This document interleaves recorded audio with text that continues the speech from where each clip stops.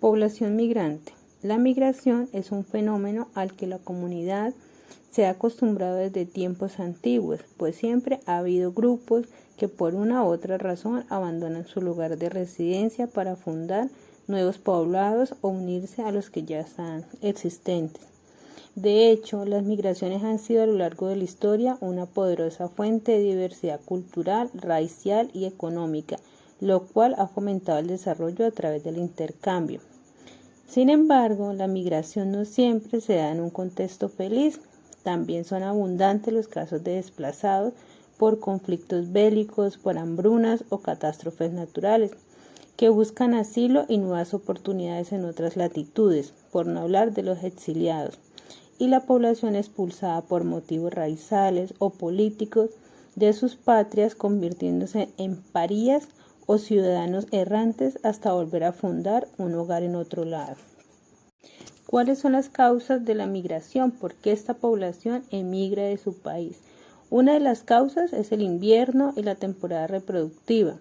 Otra es la alteración del hábitat. Ocurre cuando algo rompe o balanza el ecológico hábitat. Llegan nuevas especies, la contaminación, el entorno o los desastres naturales. La crisis económica o pobreza y hambruna que existe en el país de origen. Las guerras y conflictos armados. La violencia hace a menudo inhabitable las ciudades y los países, forzando a sus habitantes a emprender la marcha hacia otras pacíficas o otros lugares ajenos donde ellos viven.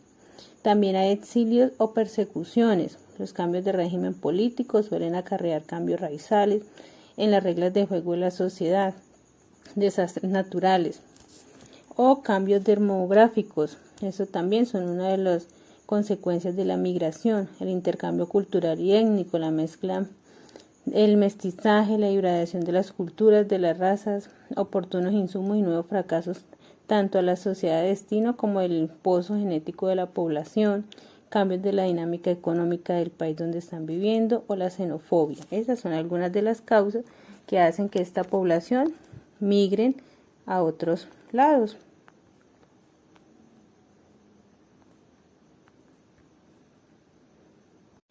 La Organización Internacional para la Migración, OIM, fue creada en 1951. Esta organización internacional de migraciones es la principal organización intergubernamental en el ámbito de la migración y trabaja en estrecha colaboración con asociados gubernamentales, intergubernamentales y no gubernamentales. La labor de la OIM consiste en cerciorarse que la migración se gestione de forma ordenada y humana, promover la cooperación internacional sobre cuestiones migratorias, ayudar a encontrar soluciones prácticas a los problemas migratorios y ofrecer sistemas humanitarios a todos los migrantes que lo necesiten. Y también se tratan de algunos refugiados, de personas desplazadas o desarraigadas. En el año 2016, la OIM, Organización Internacional de las Migraciones,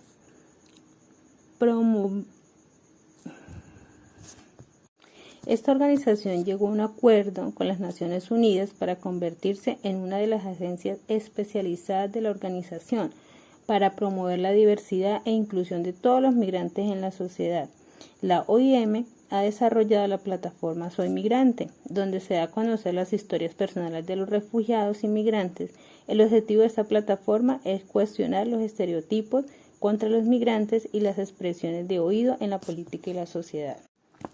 En marzo del 2017, el secretario general de la ONU nombró a Louise Arbour de Canadá como el representante especial para la migración internacional. Su labor consiste en hacer el seguimiento de los aspectos relacionados con la migración resultante de la cumbre.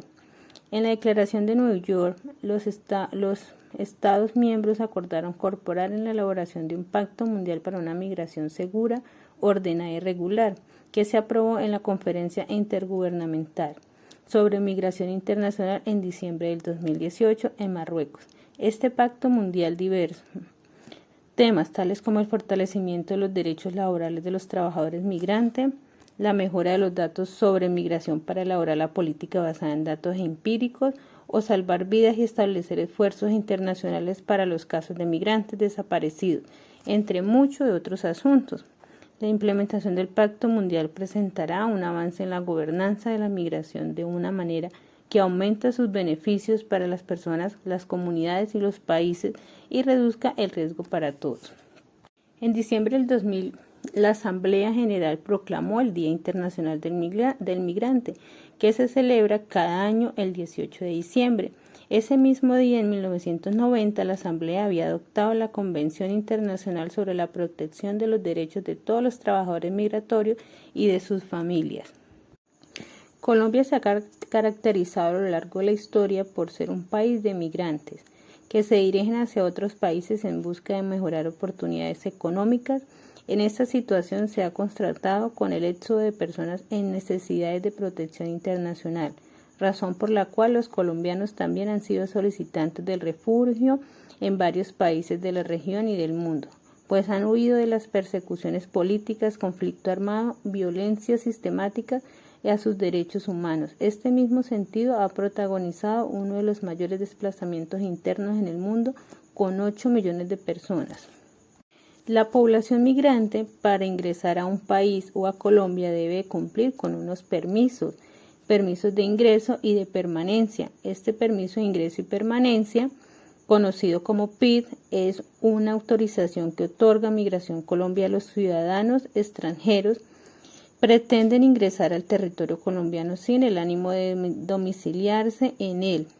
No requieren visa para ingresar al territorio colombiano, ingresan con motivo de una actividad específica y en incumplimiento de los requisitos migratorios específicos definidos por ellos. También se puede sacar un permiso especial de permanencia, PEP. El permiso especial autoriza la permanencia en Colombia de ciudadanos venezolanos. En este permiso, la persona se encuentra facultada para ejercer cualquier actividad u ocupación legal en Colombia, incluyendo aquellas que desarrollan en virtud a una relación laboral. El PEP fue diseñado para quienes no tengan intención de establecerse en el país por tanto tiempo. En tiempo de permanencia, una persona en este permiso no se computa para obtener la visa residencial. ¿Cuáles son los derechos que se reconocen a los migrantes en Colombia? Según la Constitución Política de Colombia, reconoce que todos los extranjeros que se encuentren dentro del territorio nacional disfrutan de los mismos derechos fundamentales que se conceden a los colombianos. ¿Cuáles son los derechos que protegen a los migrantes? Las fundamentales: la vida, igualdad y no discriminación, libertad, no tortura y no esclavitud, acceso a la justicia, debido proceso, libertad de circulación, intimidad, libertad de expresión, familia, asociación libre contra otras personas y todo aquello que implique el desarrollo del individuo en la sociedad. Los tipos de derechos humanos que se protegen a los migrantes son los derechos civiles y políticos, derechos económicos, sociales y culturales, derechos colectivos. También tiene derecho a la educación. Se dice que en Colombia la educación es gratuita. Es un derecho que tienen todos los niños y prevalece sobre todos los demás. La Constitución señala que los derechos de la educación serán obligatorios para aquellas personas que tengan entre 5 y 15 años de edad y deben comprender como mínimo un año de preescolar y 9 de educación básica. ¿Puede un menor migrante ir al colegio? Sí, todos los niños y niñas adolescentes migrantes pueden ir al colegio y no necesitan ningún tipo de documento que acredite su situación migratoria en el país. ¿Qué condiciones debe tener el colegio para las inscripciones de una persona migrante? Cada colegio tiene sus propios requisitos de ingreso. A pesar de ello, para acceder a la educación preescolar básica o medio, solo deberá verificarse que el colegio cuente con disponibilidad de cupos. ¿Qué garantías puede exigir una vez matricula un menor migrante en un colegio? Los colegios en Colombia deben educar sin discriminación, brindar educación de calidad, adaptarse a todo tipo de estudiantes y velar por su permanencia. Al momento de ingresar un estudiante de población migratoria debe presentar algunos documentos donde identifique que el menor ha estado en nivel de educación. Entonces dice que se debe presentar un documento, la cédula o tarjeta de identidad. ¿Hay algún requisito para asignar el curso al cual ingresa un menor? Sí, en principio si el migrante cuenta con certificados originales y legalizados y apostillados de los cursos cursados anticipadamente, puede presentar la fotocopia del pasaporte que acredite tales documentos. De lo contrario, el colegio realizará exámenes y actividades sin ningún costo para asignar el grado en el cual estudiará el menor a través de evaluaciones. La población migratoria también puede acceder a la educación técnica y tecnológica o universitaria. El requisito principal es contar con un título de bachiller que certifique la terminación en la educación media, grado 10º o 11, y la prueba de estado que se realiza, que en Colombia es el IFES o es equivalente en otros países, además de los requisitos que señala cada institución educativa superior a la que vaya a ingresar. Una de las preguntas que tenemos es si un migrante que estaba estudiando en la universidad en Venezuela o en el país de origen puede continuar sus estudios en Colombia.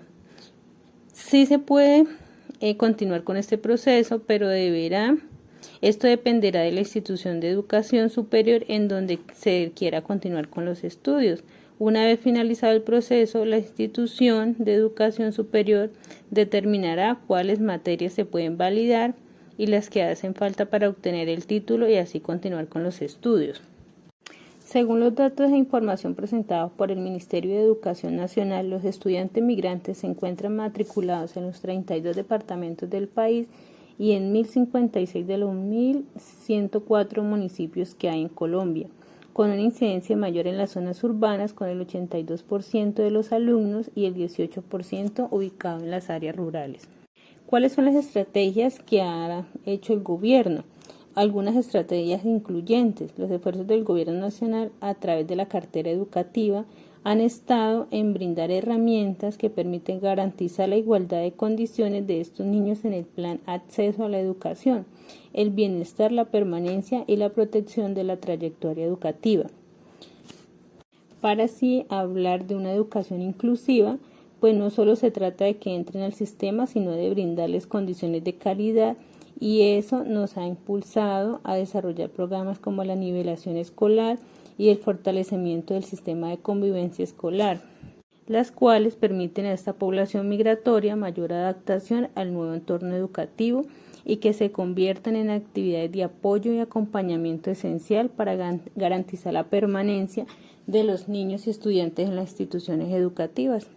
También se expidió un decreto, el 1288 del 2018, se estableció que todos los niños y jóvenes venezolanos pueden continuar sus estudios validando los grados cursados en Venezuela mediante la presentación de evaluaciones o actividades académicas en los colegios donde han sido ubicados.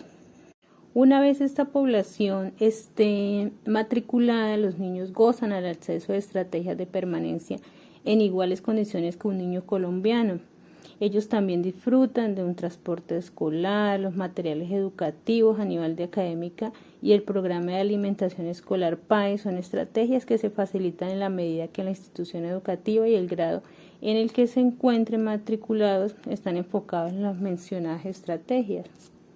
Una de las estrategias también que se ha brindado es con el Ministerio de Educación y Migración Colombia y el Ministerio de Relaciones Exteriores y la Presidencia de la República, es lograr la regularización de los estudiantes venezolanos que se encuentren matriculados en el sistema y no poseen un documento que les otorgue un estatus regular en el país.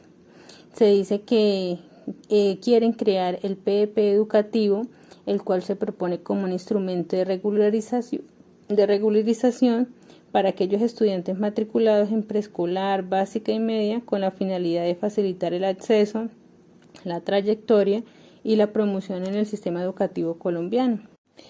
Una de las barreras que encontramos en la población migrante son las barreras culturales, pero no menos cierto que es el balance en materia de integración, muestra mucho camino por recorrer o trabajo. Las barreras culturales y la desigualdad de oportunidades entre colombianos e inmigrantes sigue expuesta por determinados indicadores. Por ejemplo, los resultados académicos de unos y otros son de los ítems a tener en cuenta. Los alumnos migrantes obtienen una media o bajas notas, mientras que los colombianos es mucho más elevado.